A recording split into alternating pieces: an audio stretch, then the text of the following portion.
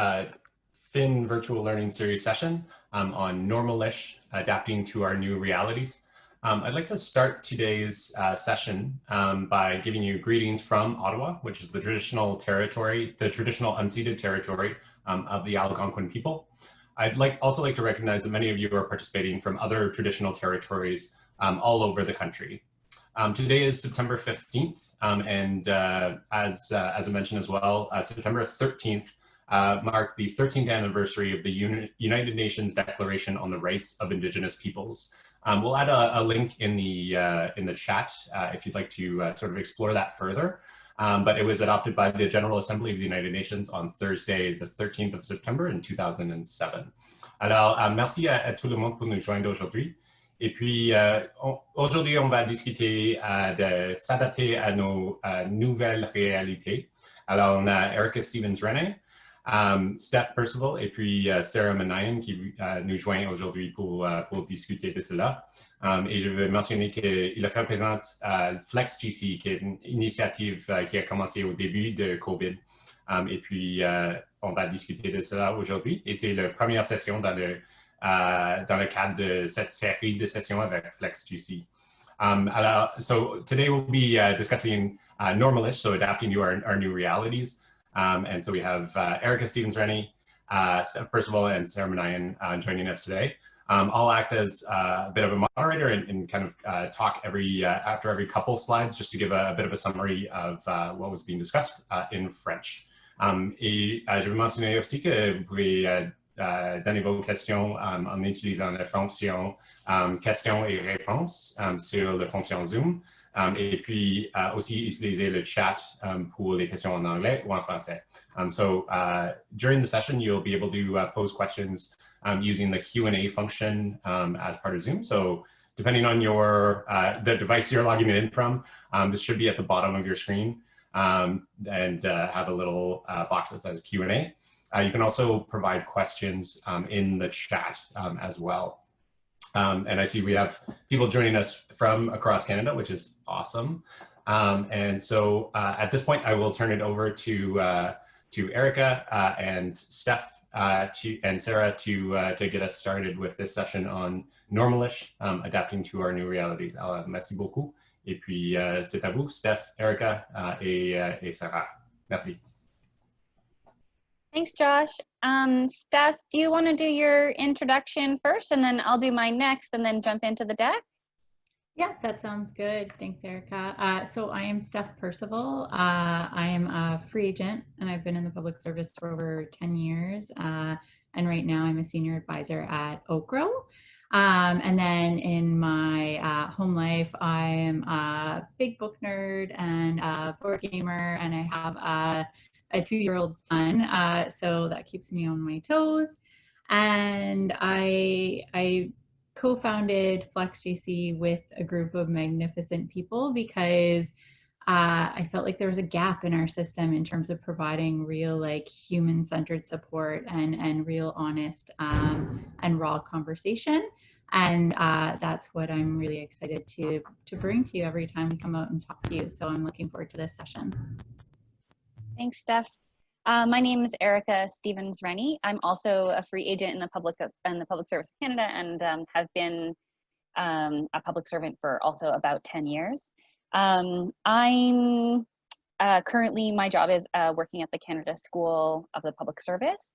I'm the lead for the FlexGC initiative, although we're in the process of sort of turning all that work over to the FlexGC network.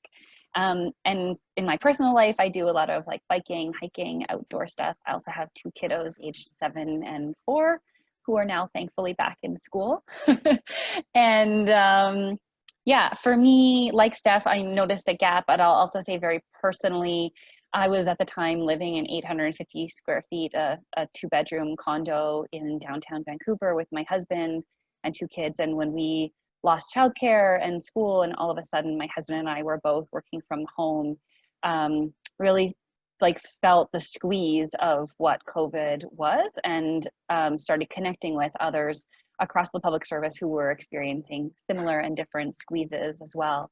and realized that myself and others, as we were like hacking our way through how to parent, how to be a worker, how to not have sore backs and shoulders and wrists, that we actually had solutions to offer to others.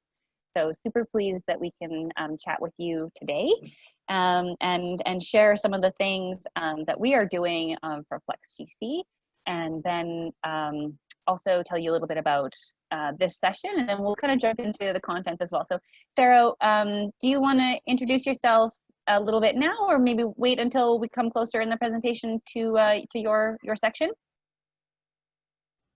Sure, why don't we wait? Yeah. Okay, sounds good. Great. I'm going to share my screen now. Oh, host disabled participant screen sharing. Josh. Sorry, we'll get this fixed. Yeah. Okay, no worries.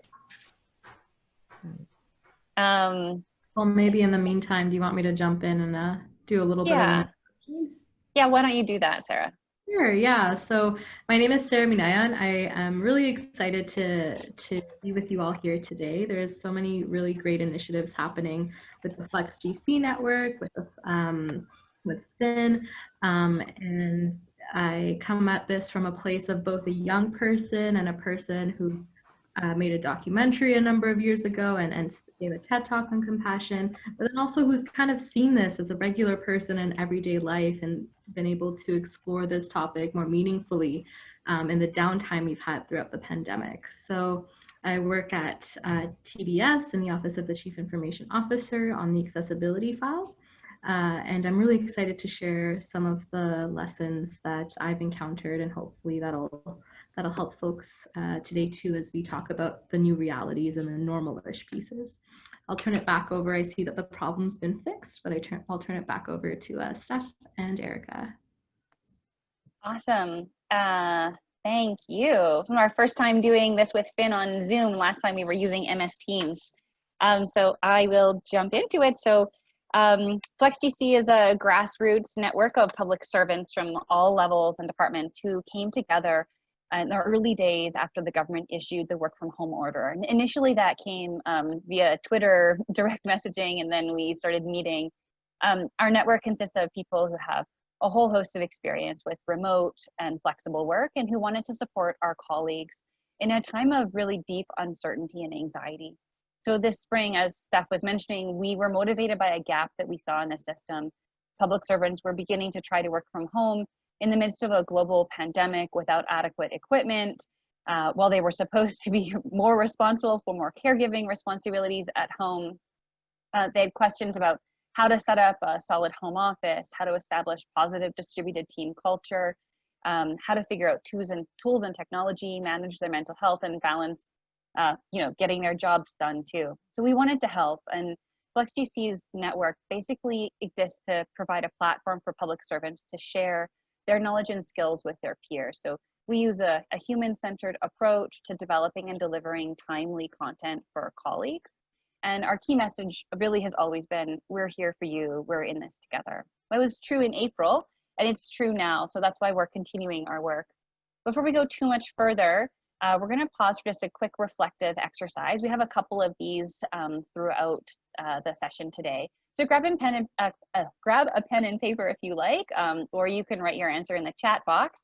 I'm going to say a statement and I'll put it up on the screen as well. And I'd love for you to write down the word or phrase that comes to your mind. And get that up on the screen there. Okay, so there's the statement. The hardest thing about this September is.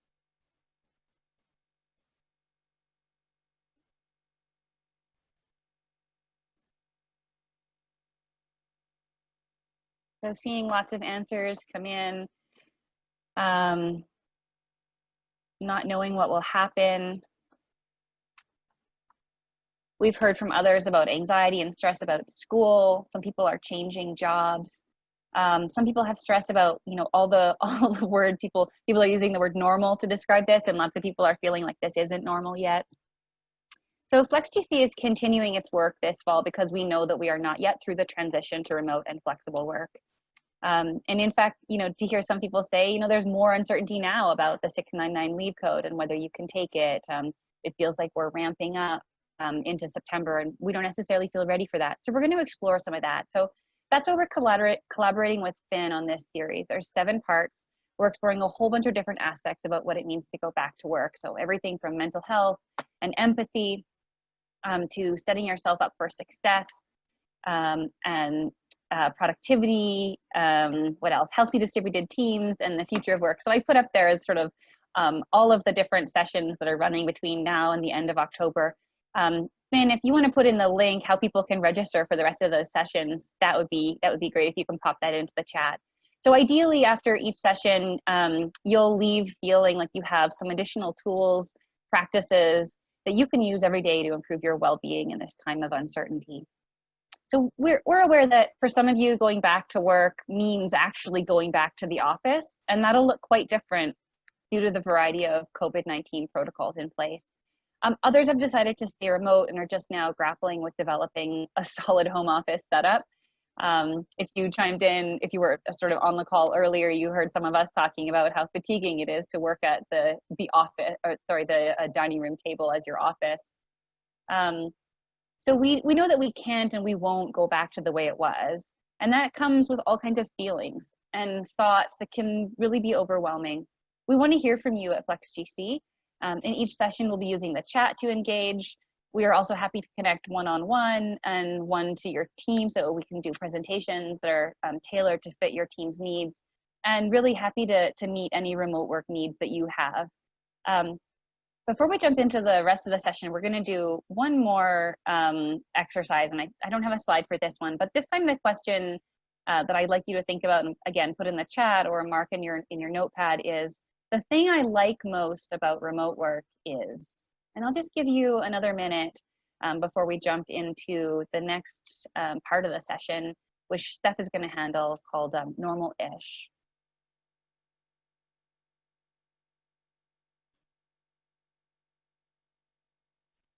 So hearing some answers here: flexibility, being in my own space, the loss of the commute, the comfort of my own home, autonomy, flexibility, my puppy isn't alone all day, time without the commute. So I'd encourage you to check on in the chat. Espresso machine, I love it. Yeah, all these are great answers, so keep them coming. We're going to make a little word sort of image after about your answers, so these are not lost. We appreciate all these answers. They're giving us a sense of the flavor of the things that you're struggling with right now and the things that you like. So Steph, I'll turn off my video now and turn it over to you. Thank you, Erica, and good setup for the series. I'm so excited for the full programming this fall. I want to go back to something that Erica mentioned earlier about like this concept of the new normal, because we all keep hearing it, and I feel like we all like are operating under this assumption that like people expect things to be normal again, and the reality is that that's far from the case. We keep hearing those words, but in the midst of a pandemic, it's really a myth. We were talking as we were planning out this session, and we remembered this part of Dr. Seuss's "Oh, the Places You'll Go," which is, you know, you often thought of as this upbeat book of possibility and chance, but there's actually this part in the book where things aren't going according to plan, and we thought that quote kind of perfectly captured what stage we're at in this pandemic. So when we talk about the waiting place, as it's referred to in the book, we're really in this place of like, are we going back to the office? Aren't we going back to the office? What is it going to look like when we do go there?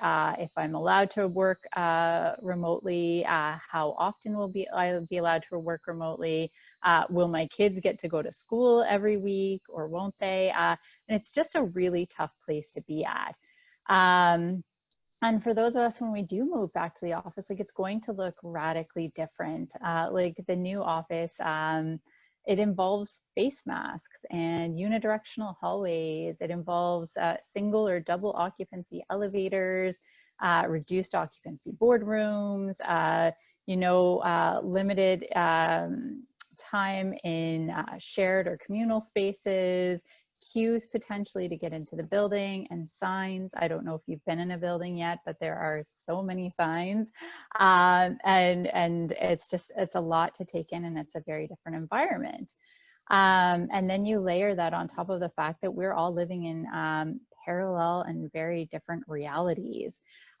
We did a call out on Twitter last week for some photos. So I think Erika is going to flip through those as I'm talking of just some of the different realities that we're working right now.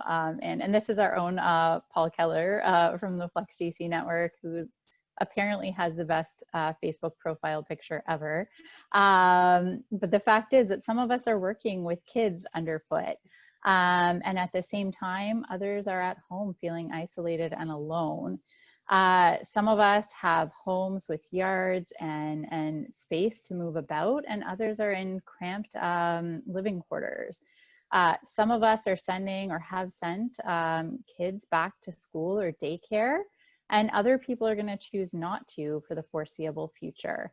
Some of us have full home offices complete with doors and desks. I'm not sure what that's like, because others like me are sitting at their dining room table or even on their couches getting their work done.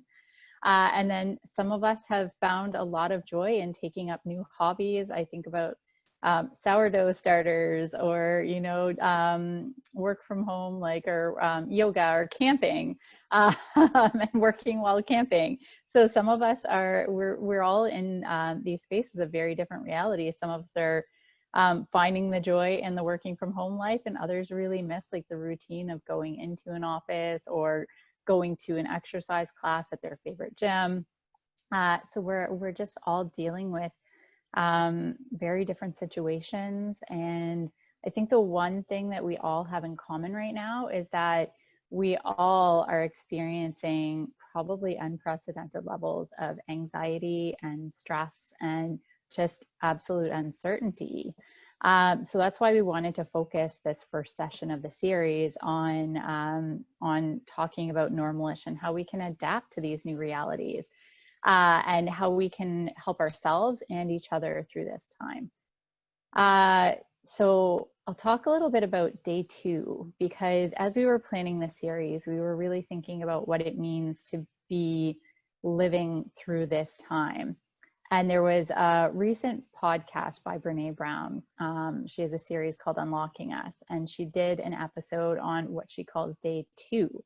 And I'll explain what that is in a minute.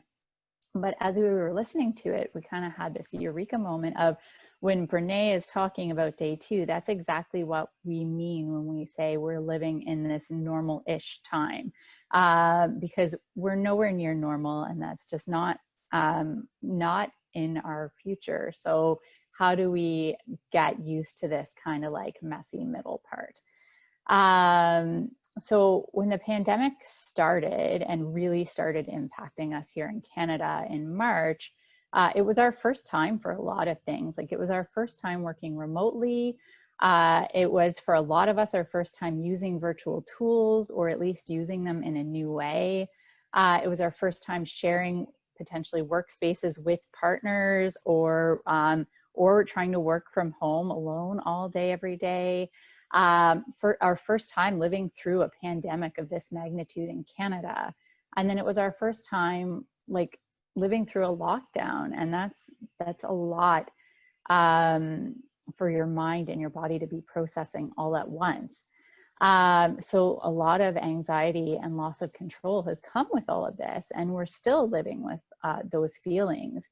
But I think what's a little bit different now in our context is that in the beginning, there was at least, I feel like, some glimmer of hope of like, okay, Canada locked down quickly. Maybe we're going to get this under control really quickly.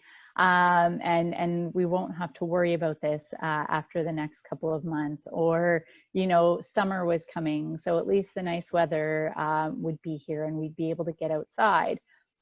Now we're in the middle, and the middle feels different, and it's hard to sustain that hope over a period of time.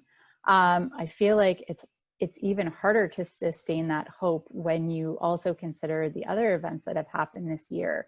for example, when you think about the murder of George Floyd back in the spring, and the reality is it feels like we're living through multiple crises at once, and we are. It's not that like we know that anti-racism movements have needed to happen and have been happening for a long time. So it's not that that's new, but I think we all have this renewed sense of shared responsibility to take action and move forward. And I feel like when we're living in these complex times, it just can feel like a lot of like there's a lot of weight on us, and we at the same time we also feel a little bit powerless, because how do we as individuals try to make a dent and try to move forward from day to day? And it can be a lot to process and a lot to get through, and part of the reason why I think it's so important to acknowledge for ourselves that we're not living what's normal. We're living through something that means that it's harder to get through our days. And so we need to start thinking about what will help us get through those days. So to go back to like the concept of day 2, Brene Brown uses it to describe like the messy middle. Like we don't have, like we're not at the beginning, things aren't just starting, so we don't have like that energy that you may have at the outset. We're nowhere near the finish line of this, or at least it feels like we're very far away from the finish line. So it feels really hard. And I feel like I could say that like 100 times and it wouldn't be enough, because it's just what our reality is right now. And it's kind of like we're walking through this fog, and we will come out the other side of the fog. But we have no idea what we're walking towards right now, and that can make it really challenging to keep moving forward. Erika, can I get you to bring up the quote slide? So I came across this quote via the podcast that I was talking about, and I just feel like it just hits everything on the head, which is we will not go back to normal. Normal never was. Our pre-corona existence was not normal, other than we normalized greed, inequity, exhaustion, depletion, extraction, disconnection, confusion, rage, hoarding, hate, and lack. We should not long to return, my friends. We are being given the opportunity to stitch a new garment, one that fits all of humanity and nature. So it's a heavy quote, but I think like that word opportunity is really important here, because there are things that we can do to kind of harness the good in this and the opportunity for change that can come out of the radical transitions we've all had to endure this year.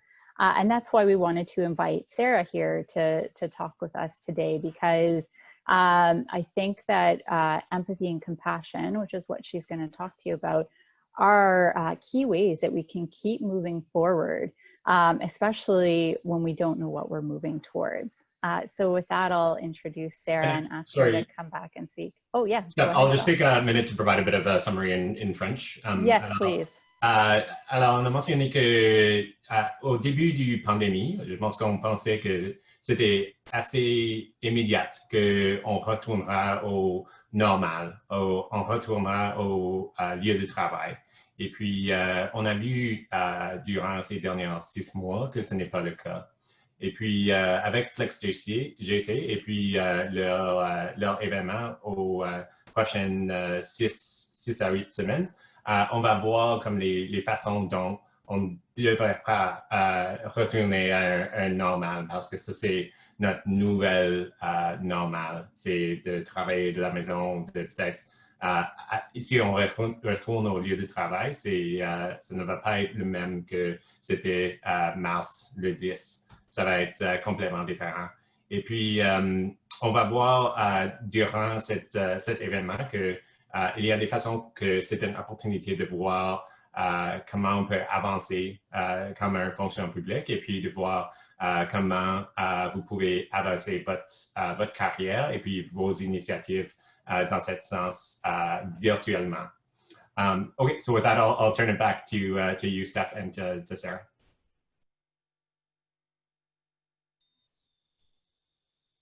Okay, so I know Sarah introduced herself at the beginning, but I'll just take a minute to introduce her.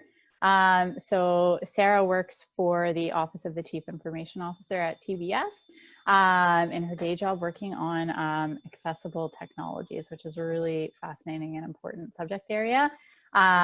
She's also made, she made at a very young age a documentary about compassion and empathy, and she has a TED Talk on the same topic.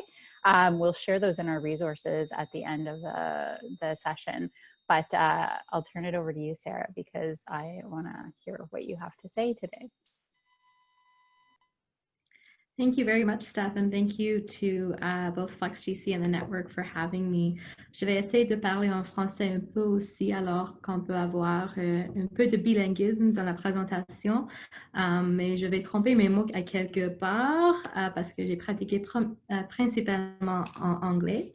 I just wanted to kind of share with everyone some of the experiences that I've been feeling and some of the lessons that I've learned, and as well reflect a little bit on the findings from this documentary that I made a bunch of years ago and how it's kind of really been top of my mind, especially hearing Steph bring up the Brene Brown quote, hearing her talk a little bit about, the places you'll go from Dr. Seuss, which we were discussing together, and how kind of our sense of self-narrative has been disrupted.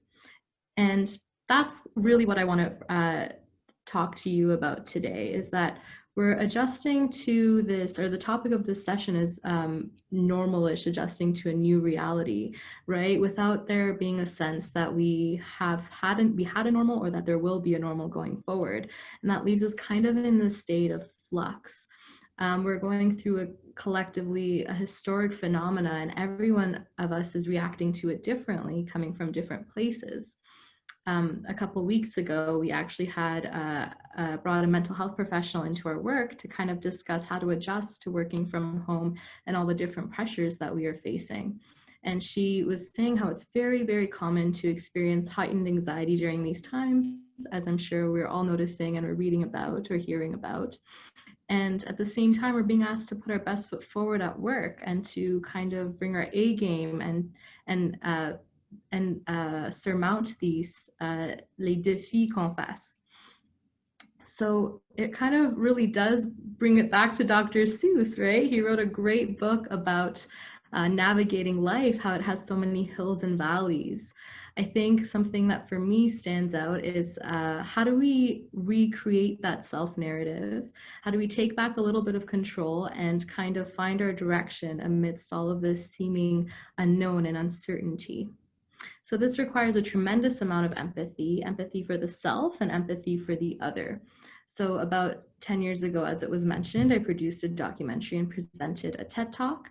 And it reminds me that some of the messages I heard then kind of remind me of empathy in the workplace, and that it kind of helps us to build better relationships with ourselves and others, to be more collaborative, curious, determined, and resilient when we're able to kind of use empathy in our repertoire of tools that we have when we're dealing with challenges. So I'm going to unpack kind of two big things today. So one is empathy towards yourself, and one is empathy towards others. So I believe that to be compassionate towards others, you have to first be compassionate towards yourself. And this was something that I heard then. It's something that I think probably people have said before I made my documentary, and probably will long outlive my time on this earth and is kind of one of those fundamental principles. I think key to that right now, especially in these times, is to stay curious about the disruption you're experiencing. So what I mean by that is I work in tech policy. So a lot of talk on my end of the spectrum and where I work, I hear a lot about, disruption, about innovation, about how our world is changing. And I think that the theory of disruption, so actually let's unpack that a little bit. The theory of disruption actually says is basically hypothesized to occur when a smaller company with fewer resources is able to successfully challenge an established business. and address a niche market with better prices to kind of sell their product. And then they end up performing really, really well. And so the mainstream customers that were going to that initial business start to adopt some of the other technologies and other services offered by the entrant company. And I think this model kind of applies to us today, like the thinking, the phenomena that's happening applies to us. Because if we think about our ecosystems if we think about our ecosystems of habit, so the number of ecosystems we have, and the number of habits we have that kind of talk to each other, that are in a system, if we think of them as society and we think of the individual habits as the businesses in competition, we might notice that our habits that were once disruptive contenders are perhaps becoming more mainstream and or maybe competing with our mainstream. An example of this is maybe we were only just getting into baking before the pandemic, but now, you know, making sourdough bread has become a weekend activity that we can't live without. And so these new habits, these habits are new, they're unlike our old ways, and they seem to be slowly consuming us, but we can embrace it. This means that we don't need to kind of feel that we need to let go of things that we once loved and we once did to completely replace them with the new, but it also means that there's an opportunity to develop and embrace a new way of being and the new practices that bring us joy, by understanding why they bring us joy and kind of celebrating that. So in other words, we need to be mindful of the realities that we're facing and be empathetic to our own needs as we navigate this unprecedented situation. So if we come from a place of empathy, we can allow ourselves the self-compassion to realize that it's okay that we don't necessarily have a set direction. It's okay that we're feeling a little disrupted. It's okay that the self-narrative we have of where we were going, what we were gonna do, you know, you hear of people canceling weddings, rescheduling them, having babies, maybe not getting to go to school for the first time in person.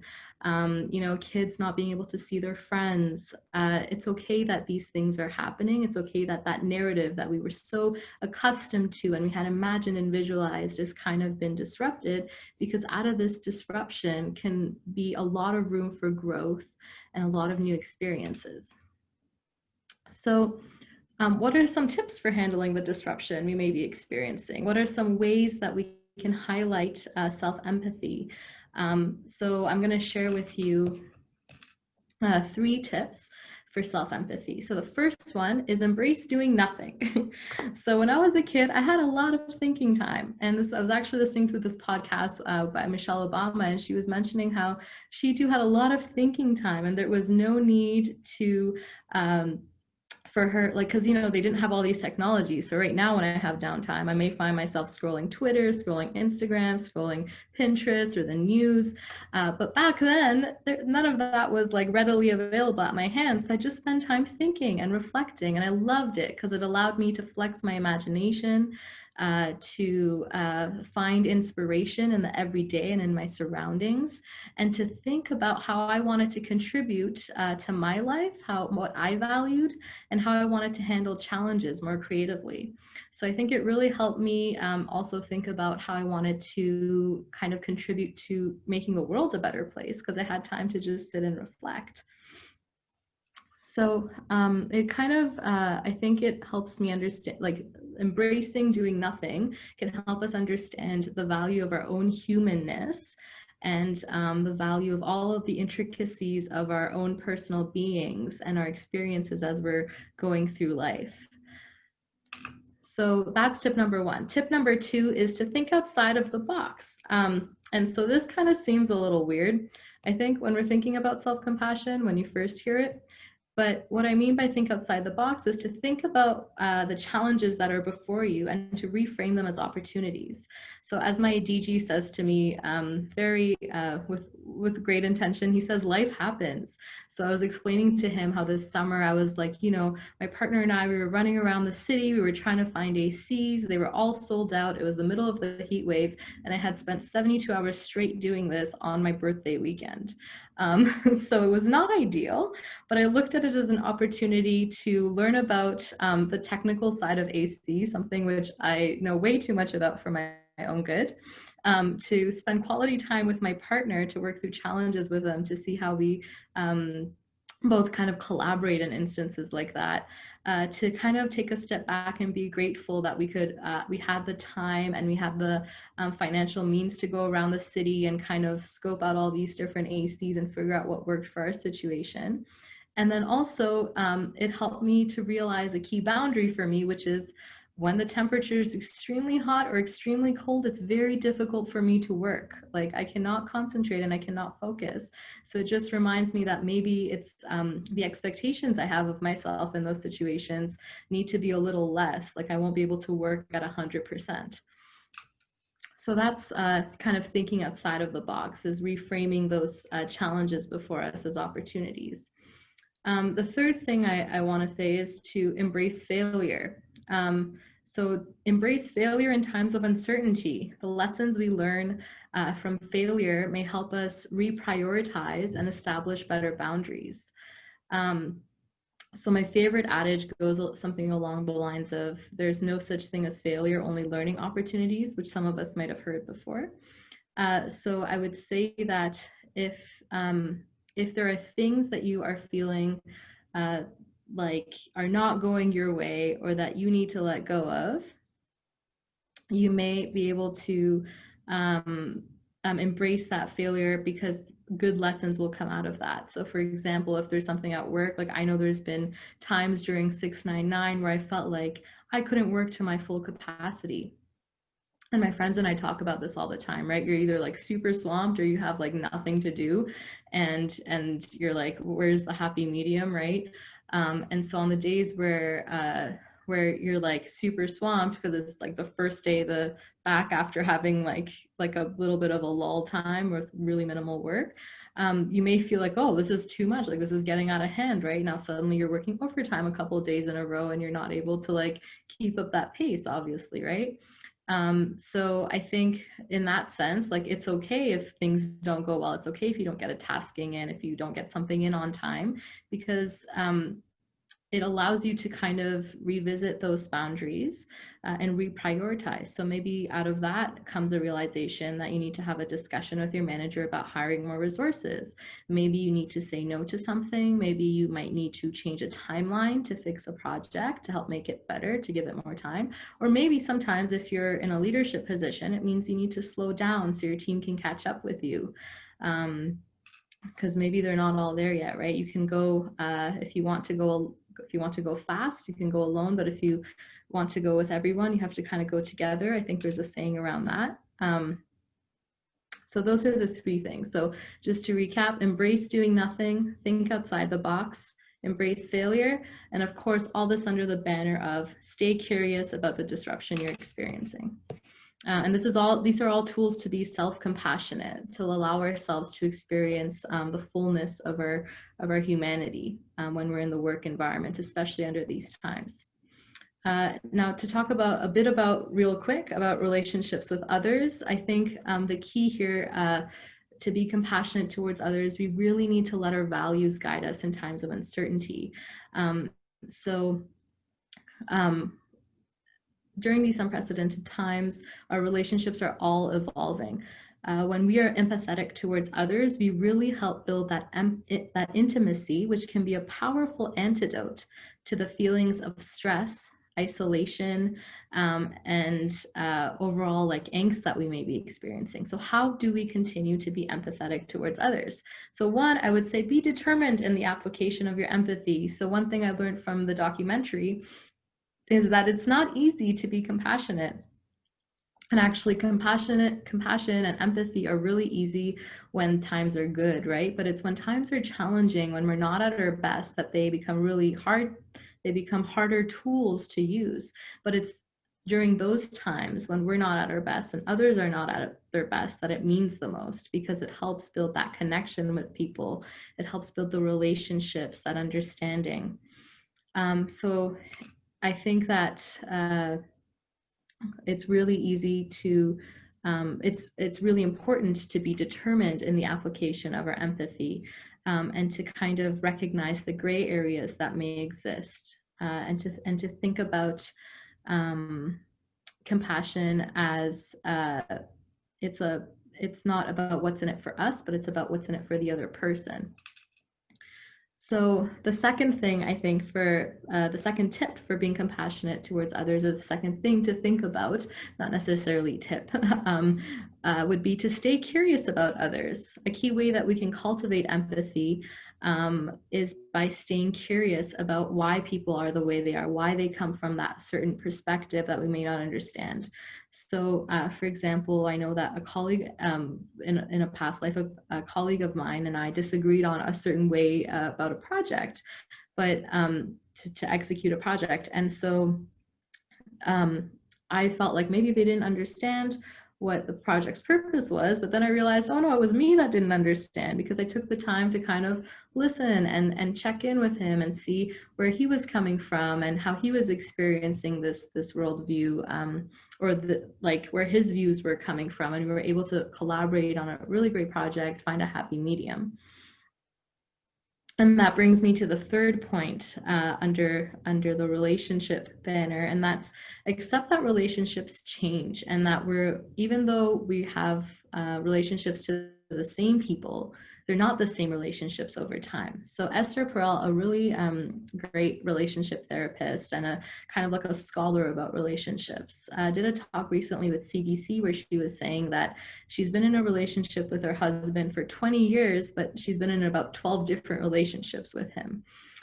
So that means that people evolve, the ways we connect to each other evolve, and they kind of change and aren't necessarily the same ones that we first started with. And so that makes me think during times like these, many relationships are changing. Our relationship to ourselves, first and foremost, as we kind of create that new self-narrative, our relationship to others as we learn how to navigate situations virtually. We can't see our friends and families as often. Our relationship to our kids, if we have any, our relationship to our peers and colleagues. So there's lots that's evolving, and it's really, once we embrace that it's no longer the same relationship, we're able to kind of think about it more creatively and be open to exploring that new relationship with whatever, with ourselves, with another person, with life, if that's something that's on your mind. I think that's on everyone's minds. So our lives may be disrupted, and that is okay. Thinking about our lives as disrupted is helpful because it helps us use empathy to kind of cultivate that openness towards the new things that are coming our way and build that resiliency. And kind of provides also a frame to address the things we're experiencing, right? Maybe we can look to the idea of disruption and kind of see the good that comes out from there as well. So life happens, and when it does, we can return to our core values to kind of help reorient ourselves and experience life and people with compassion and kindness and empathy. So the places we go, the places we go, we're going to go many places. Life is going to have its hill and valleys, its ups and downs. But, and I'm grateful for Steph because she put the questions on the screen. So some of the questions that we have, my challenge to you is, where are the places that you're going to go from here, professionally, mentally, physically, spiritually? What are some of your values? Take time to jot them down. How do you show these on the day-to-day? How do you kind of overcome the awkwardness and like the difficult times and persevere through them and show these things? How do you think outside the box to align to your values and find opportunities in the challenges that bring you closer to a sense of fulfillment? What are some relationships that you're noticing change? So I'll leave you with these questions as reflective questions. If you like, you can type them in the chat. If you like, you can send me a message on Twitter or tag me in Twitter. If you like, you can just, we can go for a coffee chat and chat about this. But I think these are helpful tips for me. These are kind of what I've learned from my experiences, and I hope that they can help us as we navigate this reality together. Thank you for your time. Awesome, thanks, Sarah. Thanks very much for sharing all of that, and I'll do my best to provide a very quick summary in French. Alors, je pense que votre message sur l'empathie pour toi-même, c'est très important. Parce que dans ces temps, c'est possible de juste avoir un peu de manque d'empathie pour toi-même. Alors, je pense que quelques de vos pensées, c'était de embrasser de ne faire rien, comme d'avoir du temps pour rester votre cerveau, de rester vos pensées et de juste être là pour une période de temps. Tu as discuté de penser hors du box, mais je pense que c'est très clé comme un pensée aussi. Tu as parlé d'avoir les défis qui ne sont pas comme qui peuvent être des opportunités. Alors, si tu faillis quelque chose, peut-être c'est une opportunité de voir pourquoi ça a failli. Pourquoi est-ce que cette initiative, ça n'a pas eu les résultats que vous avez pensé que ça aurait. Et puis, c'est une opportunité de apprentissage pour votre prochain projet, pour votre prochaine interaction. Et puis, tu as parlé aussi d'être curieux des autres. Alors, d'avoir une pensée que c'est intéressant de voir comment les autres personnes, ils forment les pensées qu'ils forment. Ils ont une perspective différente et puis c'est une opportunité de voir cette perspective et d'apprécier l'expérience qu'ils ont eue et puis qu'est-ce qui les a apporté à leur pensée aujourd'hui. Et puis, tu as parlé des changements des relations. Je pense que c'est très clé. Je suis le plus jeune enfant de 4 enfants et puis j'ai quelques sœurs qui pensent à Josh comme une personne âgée de 10 à 12 ans. Et puis, les relations, ça change à chaque année, à chaque mois. Et puis, c'est très clé d'avoir les relations, d'avoir une pensée que ces relations vont évoluer pendant le temps. Et puis, tu as parlé de les disruptions comme une opportunité et non nécessairement comme un défi. Et puis, les changements de technologie, les changements de où on travaille, c'est certainement des opportunités de repenser comment on va travailler dans le futur. Okay, so with that, we will go into a Q&A with our 3 panelists. As mentioned previously, so you have 2 ways to provide questions. So the first is using the chat function on the right-hand side of your screen, and the second is using the Q&A function. Alors, vous pouvez utiliser le fonction questions et réponses, qui n'est pas bilingue comme labeling, et alors ça dit Q et A sur votre écran. Et puis, la fonction chat aussi pour avoir des questions pour nos panélistes. Mais on va commencer avec une question prédéterminée. So we'll start with a pre-planned question. So what are some strategies that you have heard of that have helped people adapt to this new reality?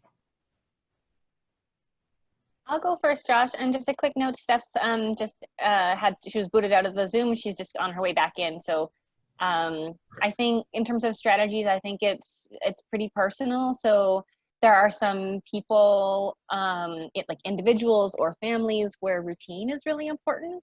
People with small kids especially have flagged that, and the disruption of school has been a challenge in particular. So we have a session coming up where we're talking very specifically about that. But I think the first exercise for individuals is to know, like, how does disruption and routine, where do you land on that spectrum?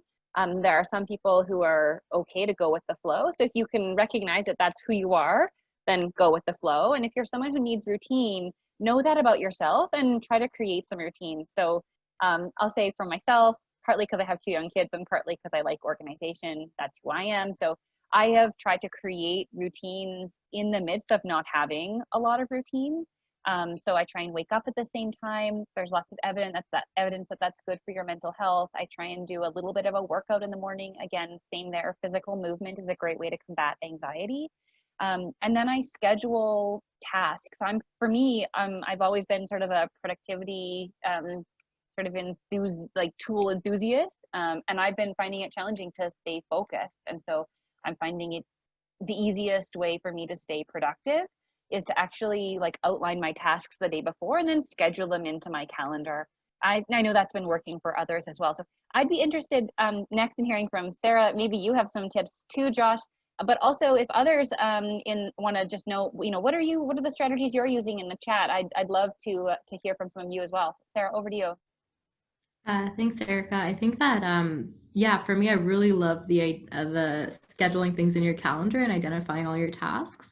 I know I have really busy days with meetings mostly. And so for me, when I have a 2-hour time slot that I see back to back, I'm quick to snag it for research, writing, or drafting or reviewing documents time because I know I won't get it otherwise. So that's definitely been helpful. Some of the things I've heard is my friends and we do outside park sits. We're all my circle's pretty comfortable with that. So that's been really a treat, especially in the summer days. I think in terms of work, I actually have taken initiative to set up some calls. I've reached out to my friends from work, my colleagues, and just checked in with them and said, hey, can we do a little chat? So that, and also I love the online fitness, yoga, and meditation classes. There's so many of great ones online. I personally really love yoga with Adrienne, and I love her meditation and yoga classes. They're really helpful to unwind. But I'm curious to hear others as well. Yeah, absolutely, and certainly everyone is free to provide their input in the chat function, and I think there are lots of good resources out there in terms of adding whether it's fitness or meditation or mindfulness to your workday. I started working remotely in 2014 as my first experience of remote work, and I actually found the best way to do that was to schedule my day sort of very regimentedly. So at 10 a.m. I took a 15-minute break. At 2:30 p.m. I took a 15-minute break. I scheduled my 30-minute lunch, and I found that was the easiest way to not get into the trap of having a work day that didn't end, and to also make sure that I was taking my time to get up from my desk, go do something else, and whether it was playing 15 minutes of video games or whatever, just something to break up the day. Alors, si vous avez des autres pensées, certainement vous pouvez les partager dans la fonction chat. Et si vous avez des questions aussi, vous pouvez les partager dans le chat ou dans les fonctions questions et réponses. So we'll move to our next question. I don't see any questions flagging in the chat or the Q&A at the moment. So what are the most common mistakes that people are making in their attempt to adapt? Alors, quelles sont les erreurs les plus courantes que les gens font dans leur nouvelle tentative de s'adapter? Yes, Sarah. This one, I want to say that I think the biggest mistake is to think you're making mistakes because there's really nothing you could be doing wrong. It's an adjustment period. We're all learning how to adapt to our own kind of systems, and everyone's built differently, and different things work for everyone. So there are no mistakes, and it's important to let ourselves experience life and experience what works for us. Yeah, and so I think that's a great answer, Sarah. And I would add subtext there is just take the pressure off. This is a hard time, and I'll mention as well. So first of all, our next session is actually on mental health and resiliency. So I would encourage you to come to that. It's going to be a really great session. And then the other thing is we're very privileged in the public service to have access to the Employee Assistance Program. We'll put that link in our resources as well. And yeah, if you're, I mean, you or your family, your kids are struggling with anything, they're a really great resource. I've called them before on like a parenting issue. And like literally it spans the gamut, and don't be afraid to reach out. It's totally, your manager will not know that you've done it anyway. You've probably heard that spiel before. EAP is a great resource. Absolutely. And I think that's a very good point. You know, everyone is adapting to this new reality. There's not a matter of like, you know, you made a mistake about approaching something this way. It's good to think of this all as kind of a big learning experience. I think one thing I would flag in terms of, you know, errors that that people can make, and I think this comes back to your point, Sarah, around self-empathy, is thinking, you know, my situation isn't that bad. Everything's fine. I still have a job. I shouldn't be anxious. I shouldn't be stressed. I shouldn't, you know, I haven't lost my job. My, you know, parents aren't elderly and sick. There's always ways to have sort of a worst case scenario as the only way that you can have empathy for yourself in your situation. But certainly everyone has their own stresses and anxieties that are making this a challenging time, and EAP is a great resource to look at that and to be able to discuss that with somebody and gain some of those tools to be able to work through it. I think you're right, Josh. And I would add on that, like, that was one of the mistakes I was making at the beginning of the pandemic, is I kept comparing myself, like, I'm not in Venezuela, I'm not in Italy, I don't have family in Italy, like, I'm really okay. And yet I was feeling this, like, but I'm not okay. And so when people started asking, like, how are you? I would, instead of saying, oh, I'm fine, I would respond with, I'm pandemic fine. Like, we're all living through a global pandemic, and that is hard. Even if everything else is amazing, it's still hard. There's been studies that have shown that approximately 30% of our mental capacity is always dedicated to like pandemic programming, right? So if you imagine if your CPU on your computer is 30% always running something it didn't have to run previously, you're going to be working slower, less focused, feeling more feelings, unable to deal with them. Like, pandemic fine is the normal-ish that we're in. Yeah, absolutely.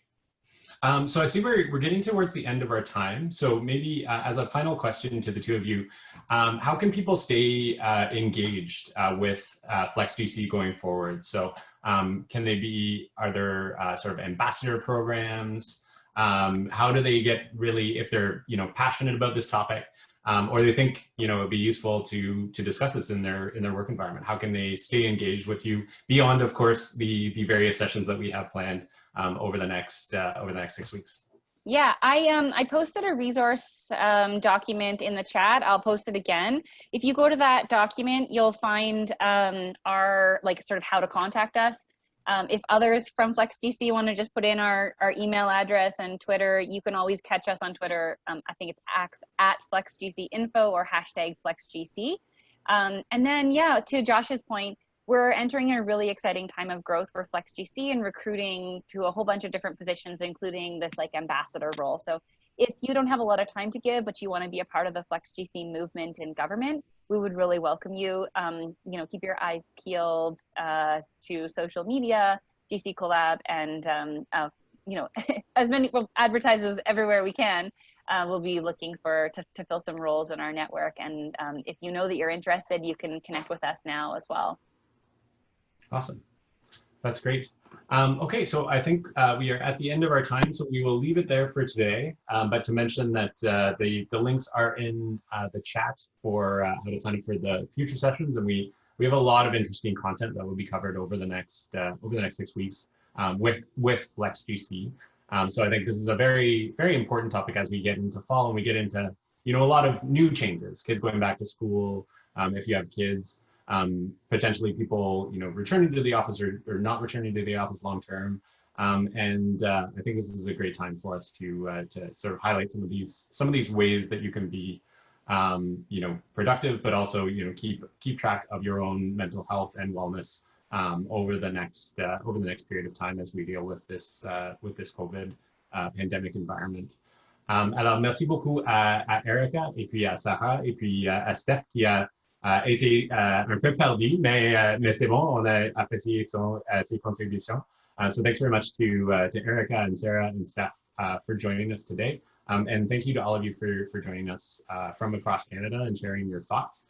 We will continue with these sessions over the next 6 weeks. I will encourage you to join us for those.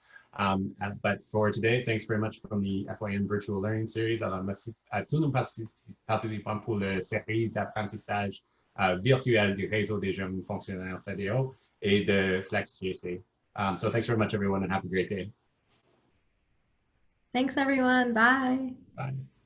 Thanks, Finn, and thanks, everyone.